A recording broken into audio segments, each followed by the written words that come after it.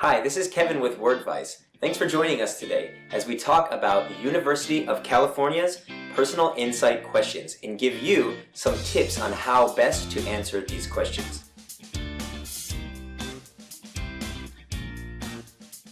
So like all top-tier universities, the UC offers its own admissions criteria in addition to the common application essay, and this takes the form of the personal insight questions. As you can probably guess by the name, the purpose of the personal insight questions is to give the admissions committee some information about you. So for the 2017-2018 school year, there are some differences between the transfer students and the incoming freshmen. But for the purposes of this video, we're just going to tell you about the requirements for incoming freshmen. If you need more information, visit their website and they'll give you all of the details there. So here are the basic requirements for these responses. There's one question every applicant must answer. In addition, there are 3 questions out of 7 additional questions that every applicant must answer. So in total, you have to choose 4 questions. So just like the common application essay, you are able to choose amongst a wide array of questions that will best define you. Now the maximum length for each response is only 350 words.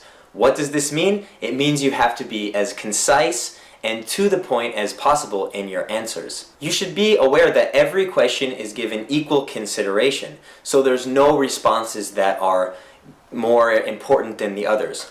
You should therefore choose the response that best captures you and your personality. Got the basics? Okay, now let's get down to some tips that you can apply when writing these responses, regardless of which response you write to. So keep in mind, we're not going to read every response today in this video. We want to look at this holistically, and hopefully this will give you an idea of how to proceed when brainstorming, drafting, and revising these responses. Tip number 1, show, don't tell. Now this is our first tip because it definitely applies to all essay writing, and especially to admissions writing. Imagine you have to read 100 essays a day or 1,000 essays within the period of a week. Do you want to read essays that list fact about the student? Or would you rather read a story that has action, detail, sensory details? The latter is definitely what you want to go for. Not only to capture your emotional state and the details of your situation, but also to make you stand out more to these admissions committee experts who are going to be reading so many essays, so they want to enjoy an essay, and that's the one that's going to stick in their mind. Now, how can you achieve this goal of showing and not telling?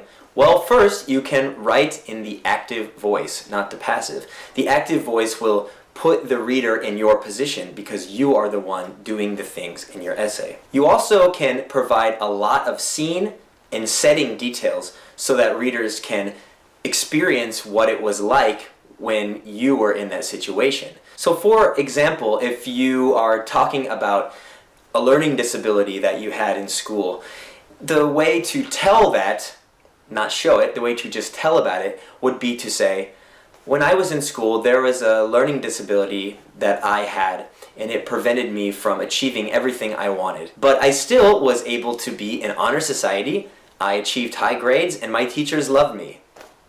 Well, that's interesting, but a better way to show this would be to give examples of what happened with your learning disability.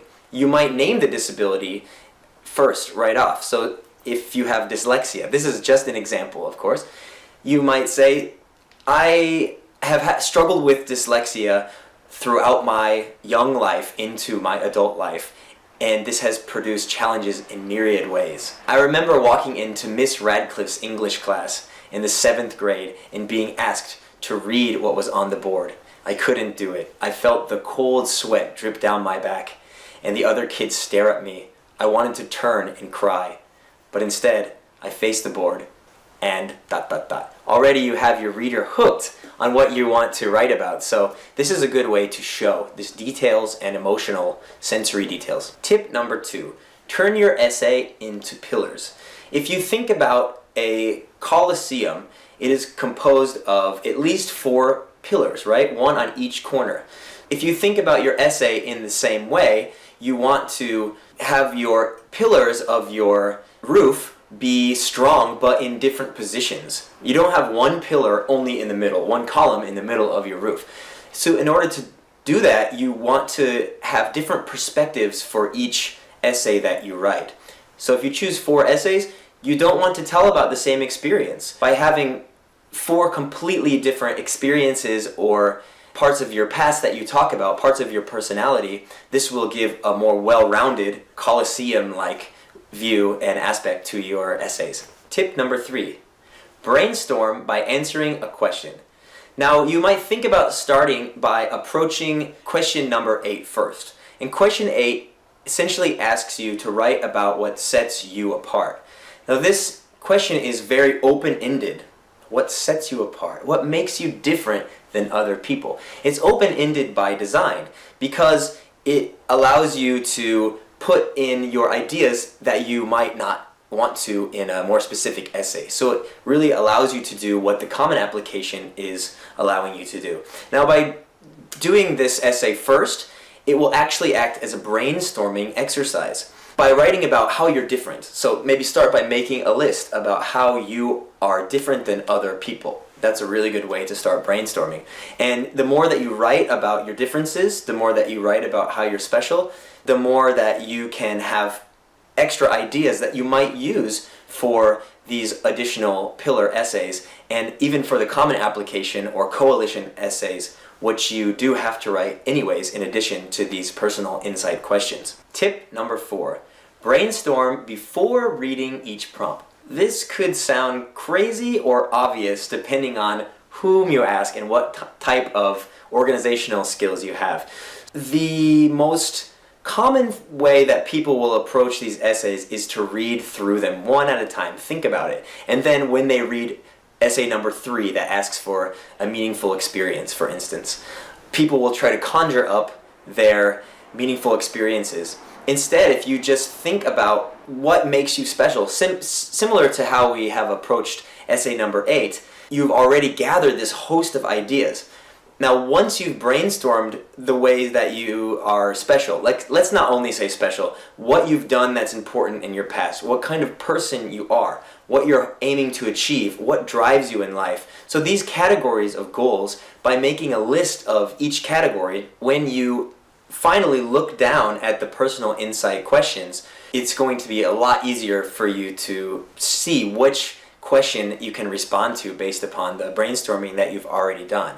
So I recommend, if you have good memory, good imagination, and you know yourself, write these things about yourself first, and then later on you can really get a bigger picture and see where your personality and experiences and passions fit into these questions. Tip number 5, vary your tone. Not V-E-R-Y, V-A-R-Y. Make your tone different from one essay to the next. For instance, in one essay, you might write about an experience, something about you that is very humorous and very light. You might talk about your love of cats and some hijinks that happen. Something that captures a lighter side of you, so that shows that part of your personality. In another essay, you could talk about a struggle, something dark and intense that has really challenged you. And yet, in a third essay, something sad that's maybe pushed you to the brink, and it shows that you have perseverance. In a fourth essay, something that captures another part of your personality, or just is set in a slightly, maybe more objective tone. So by varying these moods, these tones, these voices, it's similar to these different perspectives of the content of your essays. You're giving the admissions committees a break from reading dry facts and monotonous ways of writing. They don't want to read an essay that is written in 4 essays that are written in the exact same way. So by varying your tone, you're making it much more interesting for them, and they're more likely to like the personality that you're showing them. And the last tip, tip number 6, learn what to do, of course, and learn what not to do. So already in this video, we've given you 5 tips on what to do. And this is, of course, the holistic. As we said, these are general suggestions for approaching these essays. What you really want is all of the details for what you should do. You don't want to miss any details. So we've mentioned the word count and what's the general purpose of the essay, but it certainly does not hurt you to go to the University of California's website and to see exactly what they want you to do. They give writing tips and PDF writing worksheets, and the questions are there, and there's even a little bit of samples, and you can find this on the UC website and on a lot of other websites of people who've written these before and who have gotten into the UC schools. And I should definitely mention, when I've talked about what not to do, when you go to the UC website's writing tips, there's a section on common admissions writing mistakes, avoiding common mistakes. By reading through this list, you can treat it like a checklist. So when you revise your essay or when you're drafting, you can say, oh, I've done that. I don't want to do that. Because if you can avoid the mistakes that others have made before you, then you're already giving yourself another leg up in the process. And the admissions committees are therefore going to probably be less likely to, throw your essay in the trash because you've done something wrong. So it's a really good idea to find out what not to do and then use that during the editing and revising process. Also, be sure to give yourself plenty of time to draft the essay, to brainstorm, to revise, and to edit. You want to be able to do this at your own pace. A week is not enough, maybe 3 or 4 weeks, depending on how much time you have to draft and show your peers or perhaps a professor and really get these ideas honed to a sharp point. For additional resources regarding the college admissions process, please feel free to visit our resources page and our college admissions editing page. You can find that at wordvice.com. Thanks and happy writing.